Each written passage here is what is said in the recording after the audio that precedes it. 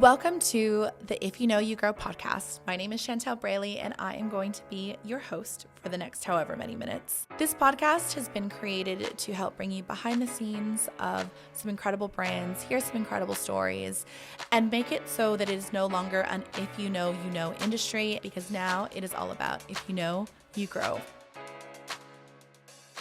Okay, so before we get into today's episode with this very, very special guest, I just wanted to share that a part of building in public is the fact that technology goes wrong. So we did have a little bit of a corruption issue, so the audio quality isn't quite where I wanted it to be. However, I think there's so many amazing messages that, I hope that you get something out of this, and I hope you enjoy. Hello, everyone. Thank you for joining today. And I'm so excited to have, somebody that I get to work very closely with in business and very closely with in life. I have Georgie Stevenson with me, who, for those of you who don't know, has been a creator for well over a decade, is a multi-platform creator. But aside from that, is a phenomenal businesswoman with two businesses that are 7 and 8 figures each, which is phenomenal. She's also a mom. I have to say, G, to know you is to love you. I feel so privileged to have you in my life. So I'm excited to chat through a bit of mindset. But first, I guess, I want to say those things because I didn't want you to, not talk about all the amazingness of yourself.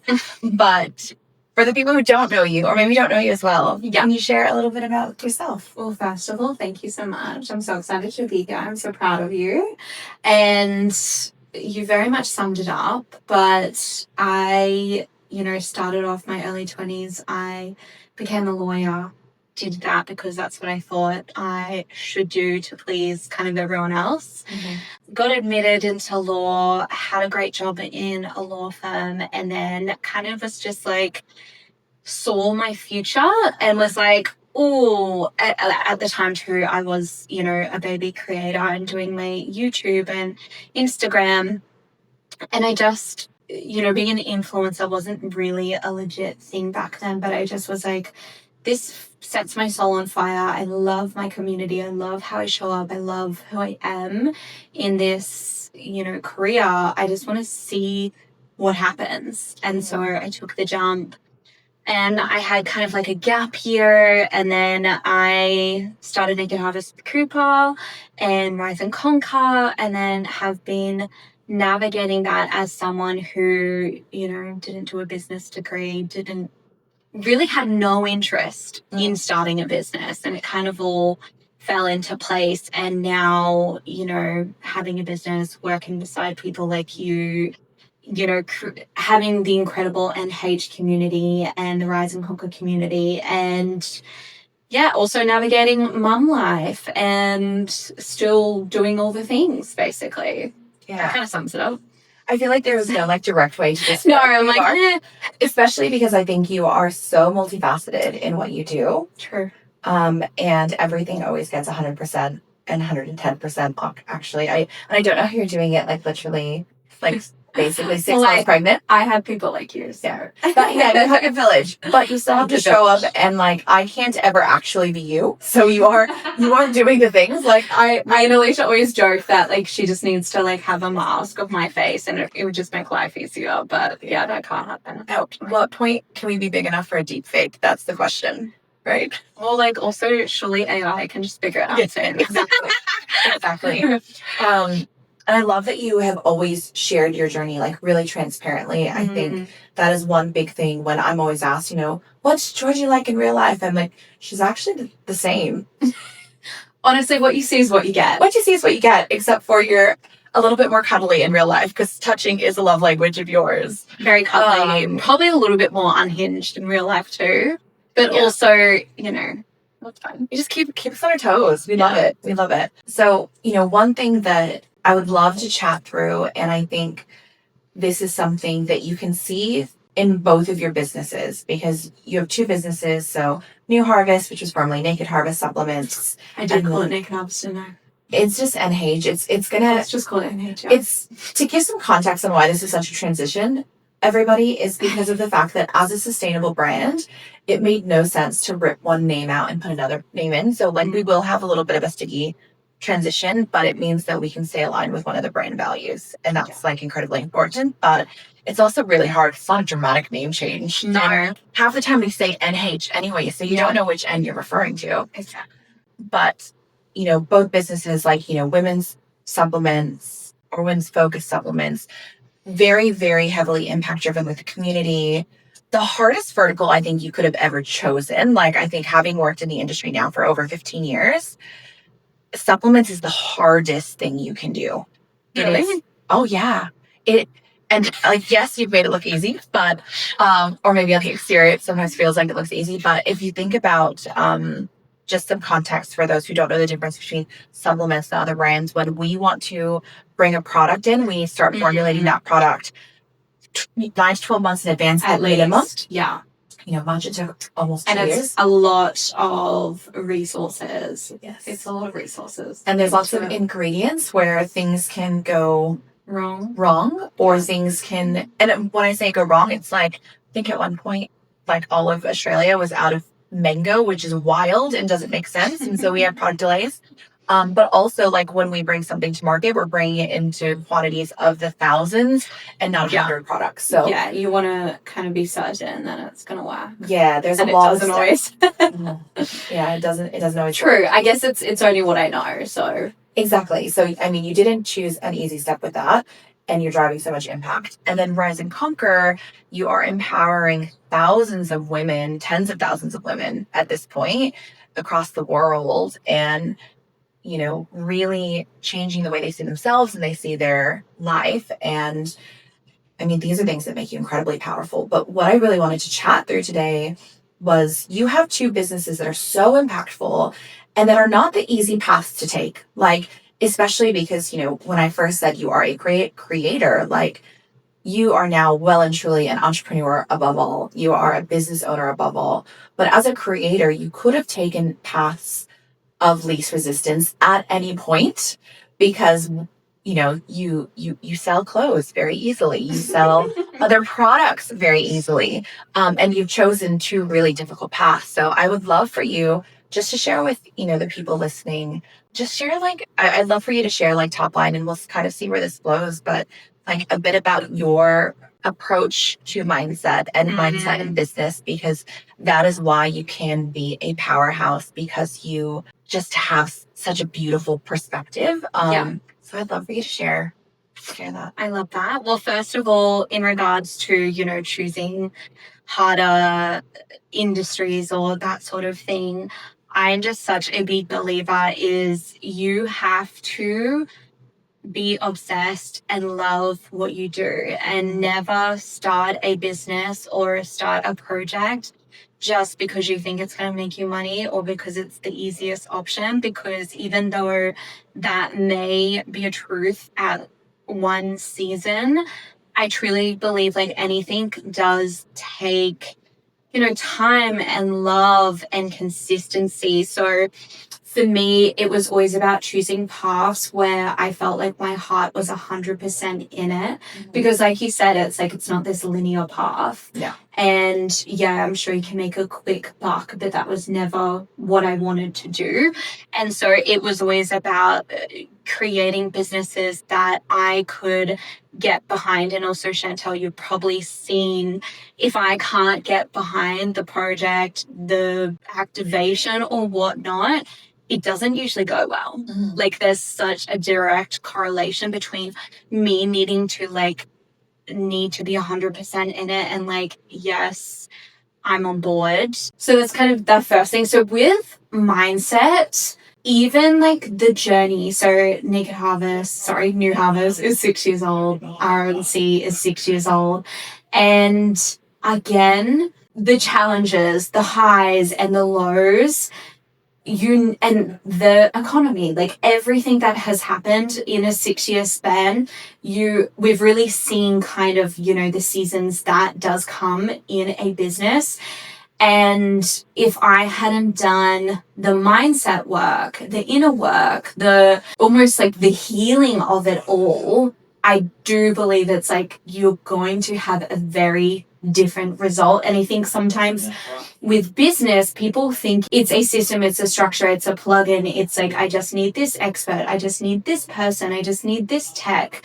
And don't get me wrong, those things are so important. But if you don't have the matching mindset for success, the matching mindset for challenges, the matching mindset for the vision, you're going to struggle, you're going to have a hard time. And with anything, I really see myself as having a relationship with the business. So just like I would have a relationship, you know, with my husband Tim or my daughter Ivy, I very much see my relationship with New Harvest and Rise and Conquer as something I have to navigate, and I have to look at triggers. I have to look at my belief system. I have to look at my vision. I have to be constantly working on it, because it's really not, like, business is really not, well, anything. It's not a structure.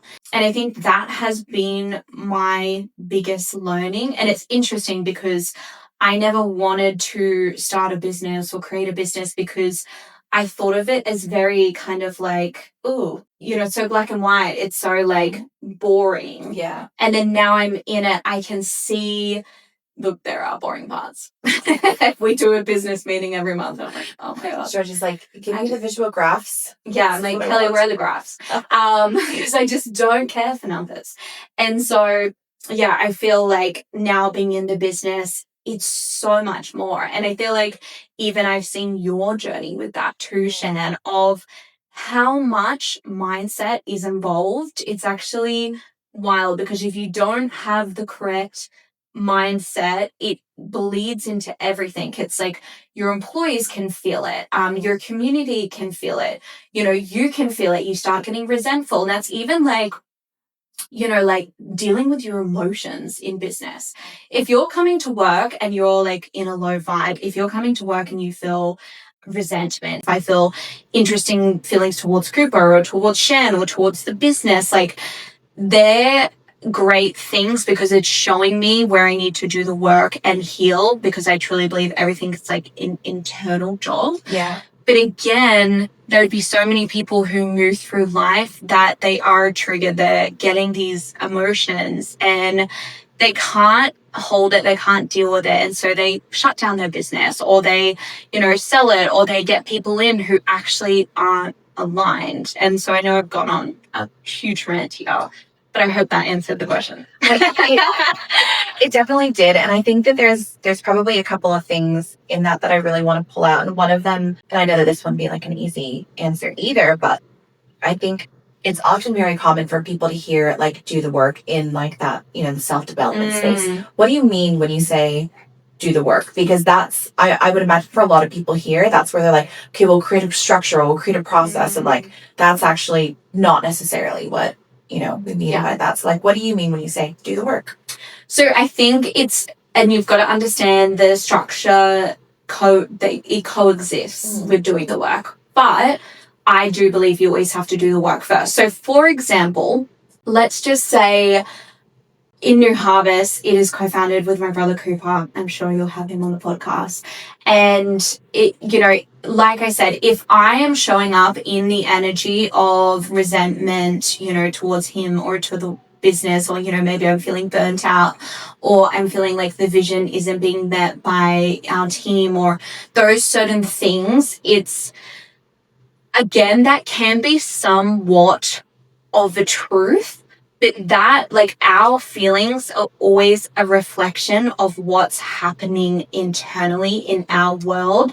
It's our wounds, our conditionings, and our beliefs. So if I don't figure that out and sort that out within myself, I'm not able to make clear decisions. I'm not able to, because again, if your leader is showing up in a funky energy, that bleeds into the whole team. And I've like seen that handedly. So it's really about understanding that you and your internal situation is the most important. And I think everyone puts that last. Like, I think, again, they want to spend the money on the tech, or I need this expert. The gurus or the coaches. Yes. For the business, but that really should be the last thing. That should be the cherry on top. And the first thing should be sorting yourself out, because, there has been times in the business where I don't feel good internally because I'm dealing with, a childhood wound. And again, I don't know if you want me to go this much in depth. So in my childhood, it was like this story of, if I didn't work really hard, I wouldn't have the self-respect of myself, and also the respect of my parents and, society, or the wound of I can have what I want, but I have to work really, really hard. So how that has been reflected in business is, I'll always go to burnout. I'll always kind of give above and beyond. And it's interesting that you said, you do always give 110%. And that's such a great trait, because I get a lot of recognition. I get a lot of being seen for that. But it has led to resentment. It has led to me needing to fully tap out of the business and those sorts of things. And early on, I really had to deal with that wound internally and be like, Georgia, is that really where you want your self-worth to be? Is that really how you want to sustainably run your business? Is that really what you want the story to be? And for example, if I didn't, fix that and heal that and work on that, the trigger could be me looking at Cooper and be like, he's not doing enough. I have to do it all. It could be looking at the team and be like, they never get anything right. I have to do it. And again, that could be a truth, but also that could just be me not healing myself, and it can fuck up the whole business. And so I've had to work on these wounds and triggers. And so when things aren't going, let's say, my way, or, certain things, I'm always the first step. I always look within, what has my belief system been? What's been going on previously? Do I want to believe this? Can I be getting triggered? And I always work on myself first, and then I go to the business. What you've been kind of, I guess, explaining about, what you mean by mindset and doing the work. I think one big thing that I've learned and I've taken from you is, and I think you've probably seen this on my journey as well. I too am that person that will literally overwork because I have this, toxic need to make sure I'm working hard because that's a part of my self-worth, and you try to separate that, because that doesn't actually always equal success. And I think one of the things that I've seen is, when I say you give 110%, you don't have to do that 24/7, because you can't pour from an empty cup. And even seeing, as the business has evolved in the last couple of years, seeing how you change and modify your schedule so that you have those spaces to be able to create, and you have those spaces to ideate the next level of the business. And then I think that was a huge learning thing for me of oh, I am the general manager. I don't need to always be in the weeds. How am I going to help support the business in its next phase of growth if I feel I need to be into the little things? Because control doesn't necessarily mean you're putting it in the right direction. Yeah. And that takes, it really takes one for you to calm your nervous system. Yeah. But I think to let go of a lot of ego, and often sometimes founders can be quite ego driven, but I don't think that gets us where you want to go. Yeah. Well, it's empty success. Exactly. I think sometimes, especially because of social media and how you can make a company look a certain way. So we'll see on social media, so-and-so sold their company for this much, or it's worth this much and they do this, and I don't know, whatever. But it's I'm more interested of what's their mental health like? Yeah. Do they have time for their kids? Do they get to work every day and think they're the fucking luckiest person in the world? That's generally how I feel when I rock up to work and I see the team and I see, Shopify, when I see everything.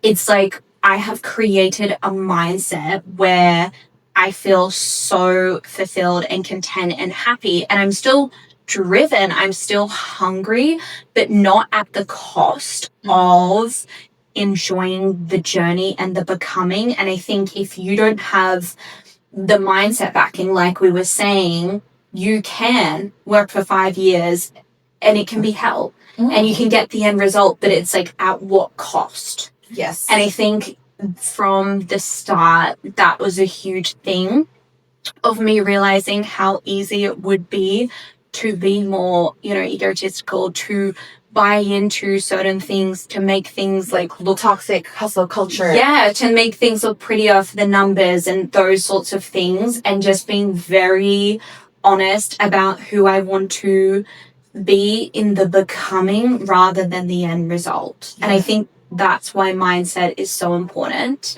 Because even like I've loved to watch your journey, Shan, because we very much have a lot of the same wounds, actually. I'm the missing Stevenson child. You very much are. It's so funny.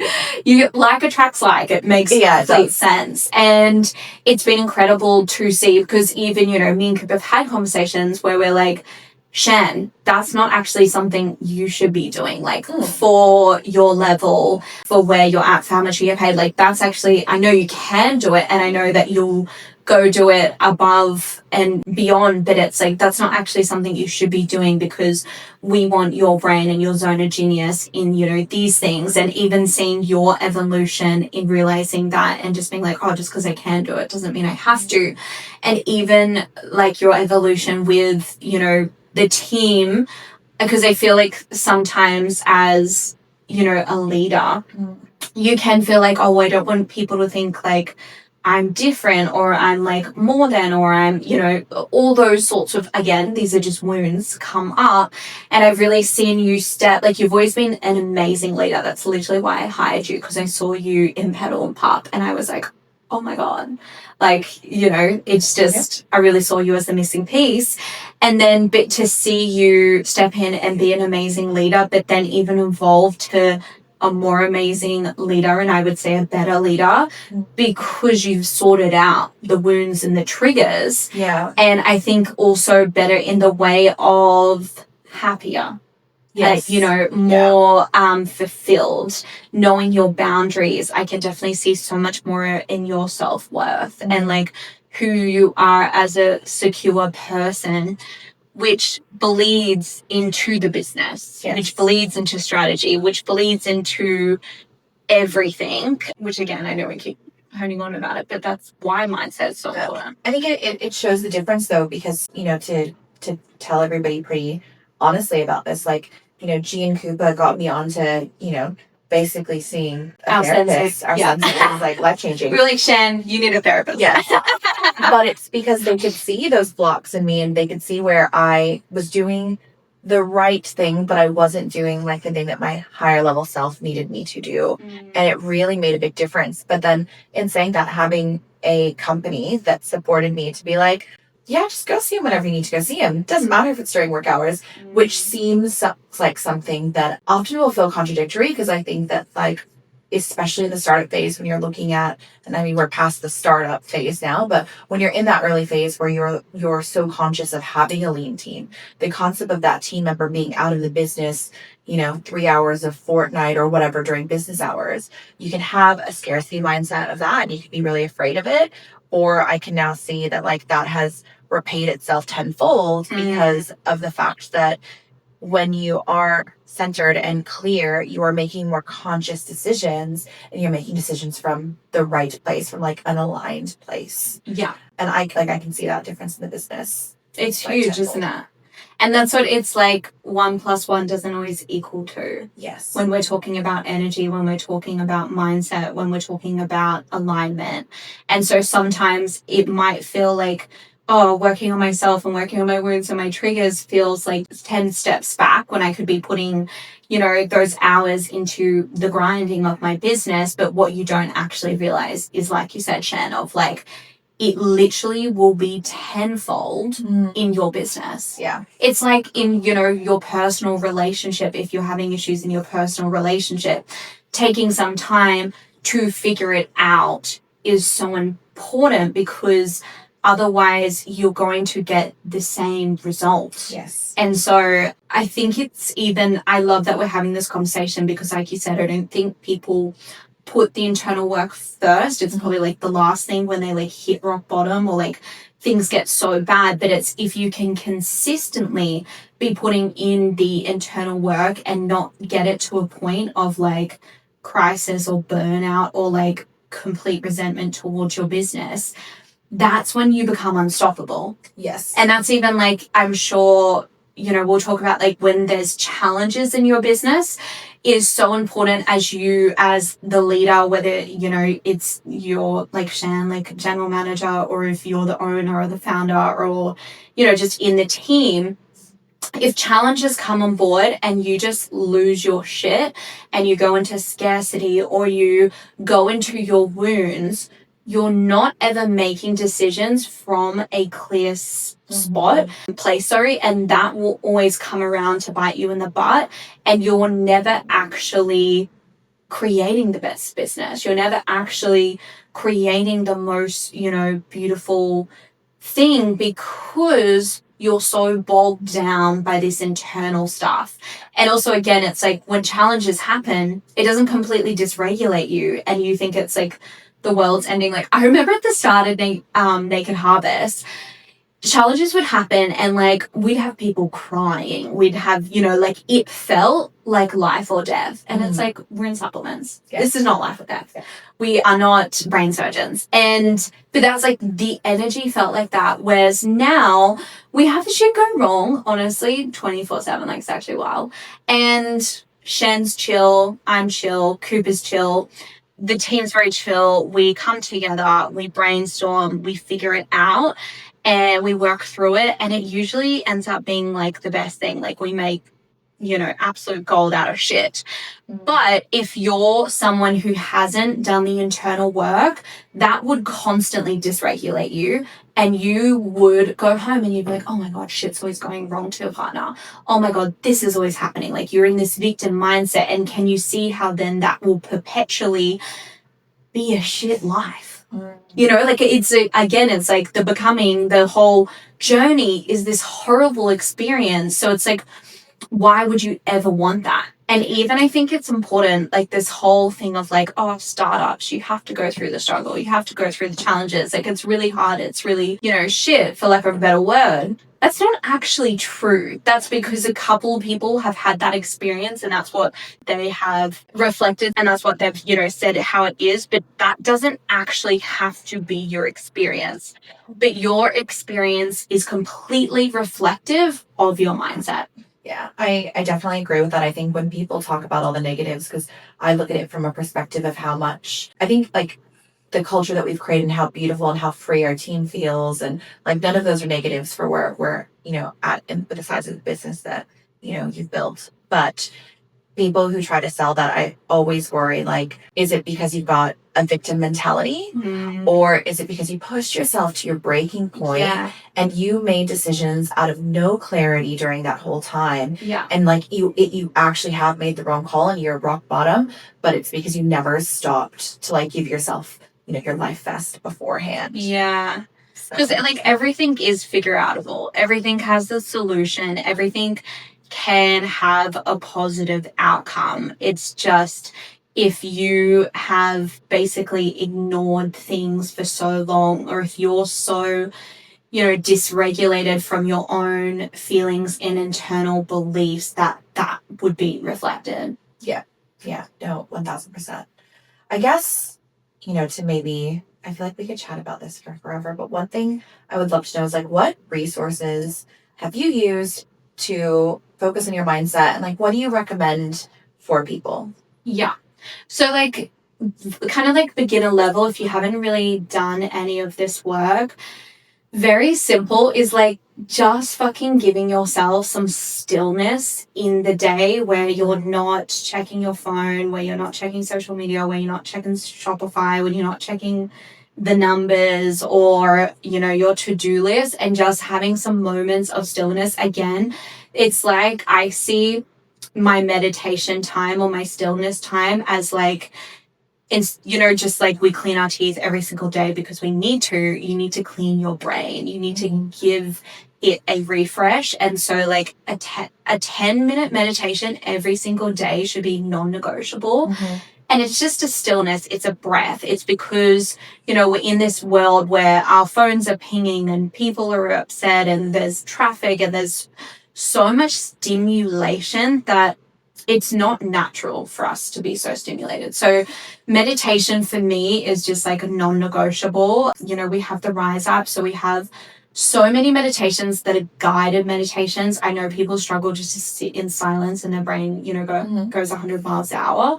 And I get it. Like, I'm the same. So we have a lot of guided meditations. So it's very much going to run you through dropping into your body. And I think that's another thing, is like stillness and meditation is important to be connected to yourself. So you're making decisions from this beautiful, secure place rather than from a scattered, overstimulated, dysregulated place. So I feel like that's the bare minimum, and that's something that is achievable. Obviously, there's so many free meditations on YouTube, or you know, like it's a very achievable thing. Then going a step deeper is the kind of internal work of literally just being curious. So when you are feeling stressed, when you're feeling overwhelmed, if you're feeling dysregulated, and when I say dysregulated, I'm just talking about having any sort of like kind of negative emotion. So like stress, overwhelm, shame, guilt. I feel like it normally, like, it almost like physically manifests as well. Like when you feel that like heaviness on your shoulders or tightness in your chest, like you feel those defeated, you feel stressed, you feel anxiety. So anytime you're feeling dysregulated, it's basically showing you that something is happening internally that you haven't dealt with. And so being curious, literally just being curious and having detachment to that feeling. So again, we're not our feelings. We're not an anxious person. We have anxiety, but you're not an anxious person. So like when you are feeling anxious, literally just taking that moment, getting out your notes or your journal and being like, what was the first thought that I was thinking that kind of led into this anxiety? Oh, I was thinking of like this project. Okay. So with the project, what do you think, you know, is going to happen that's making you feel that way? Oh, I think I'm going to fail.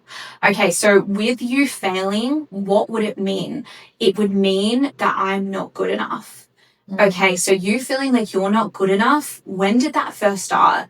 It first started, I've got feelings like when I'm 6 years old and, you know, Cooper wouldn't play with me. Or, you know, like, and again, it's this beautiful self-inquiry where we can just take this moment to realize we're not the feelings. We don't actually have to carry them. And it's funny because most of us try and suppress feelings. So when we're feeling, you know, anxious or angry or, you know, those sorts of things, we want to get rid of them. But if you actually sit with them and you get curious with them and you kind of accept them, they actually move through your body. You know, it's like a physical manifestation.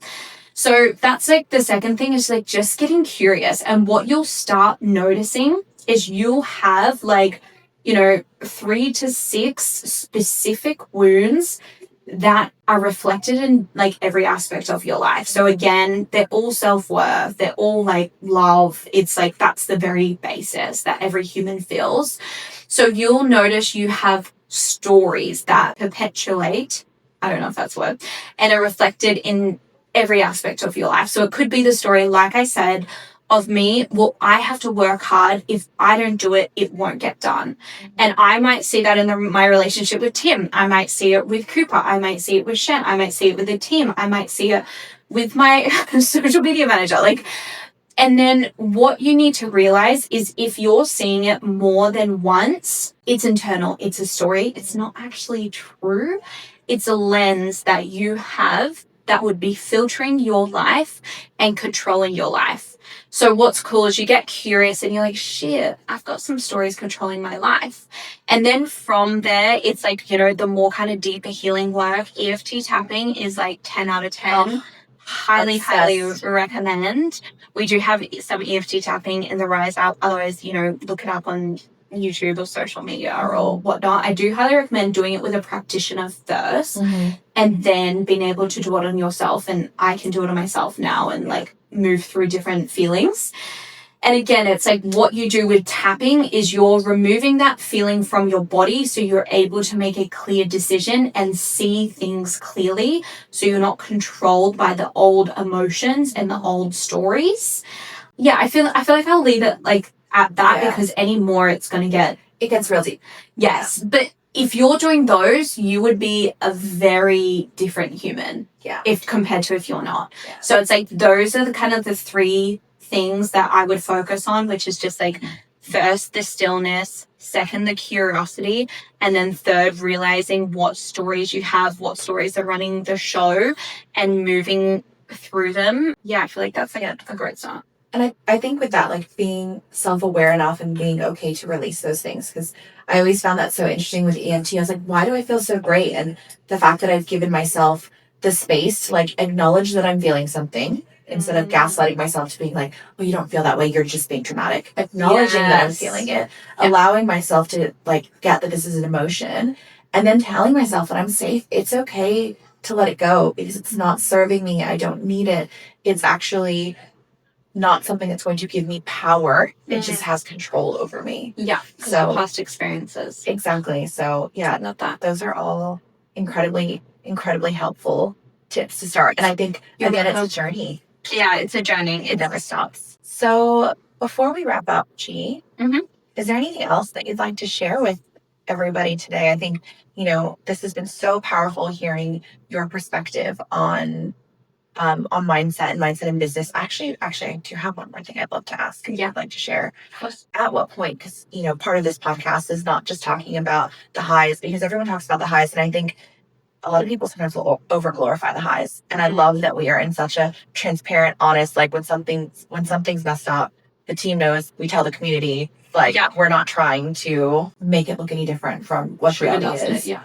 Where is there a point in business that you needed to like recenter or realign to make sure you were making the right judgment call, because maybe you had started to make a call from the wrong place?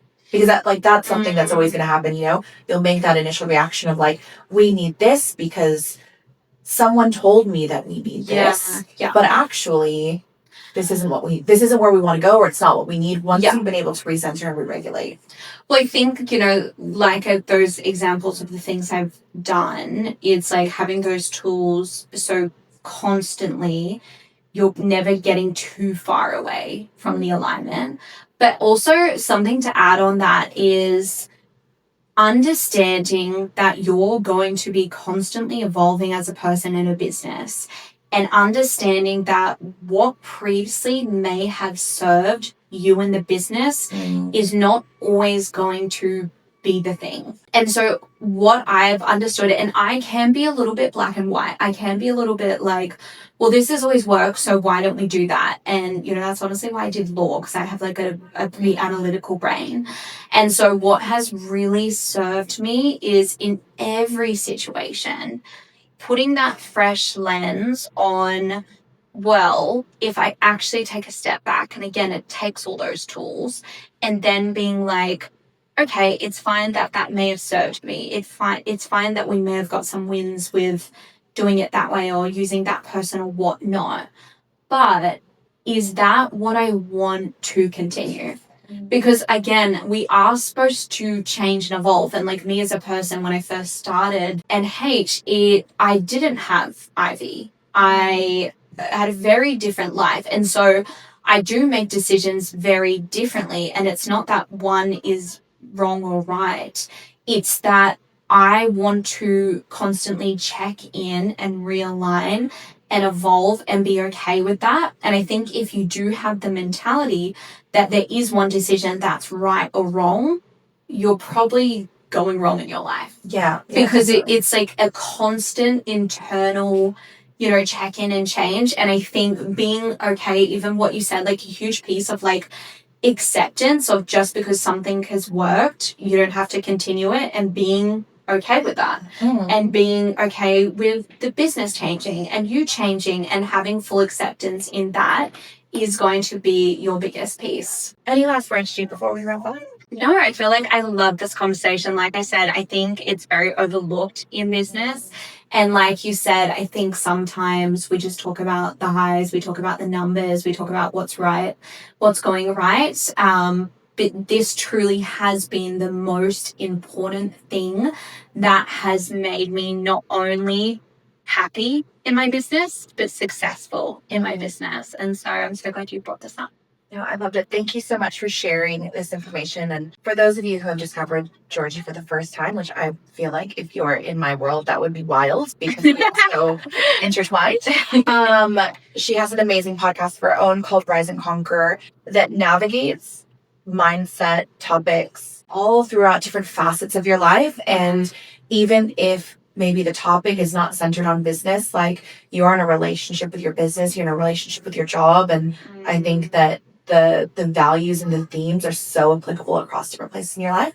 So I'd highly encourage you to check it out because it is phenomenal. And it's something that even being in such close proximity, like it's a tool that I still use as is the Thrive app. So a really great source for meditations that most of them are G, but you will get some Coupa meditations. I actually really love Coupa's meditations as well. So me too, they're very grounding. Yeah, when I'm like very quite stressed out and overwhelmed, he made one flight anxiety one, I think specifically for me after a special request. Yes. You and Emily. Yeah, it is so fantastic. And just really a really great tool that like is so nice to utilize. So I would definitely recommend checking that out. Thank you so much for being here. Thank you so much, Jen. And I'm so proud of you. Like I said, it's just been incredible to see you evolve not only in your career but personally. And I feel very blessed to know you, to be on the body. So proud of you as well. Who knew that with the first baby started this whole relationship? Beautiful relationship. I know, and I can't wait for number 2 to come along soon. I know, we'll see. It's gonna be wild. Thanks everybody for joining.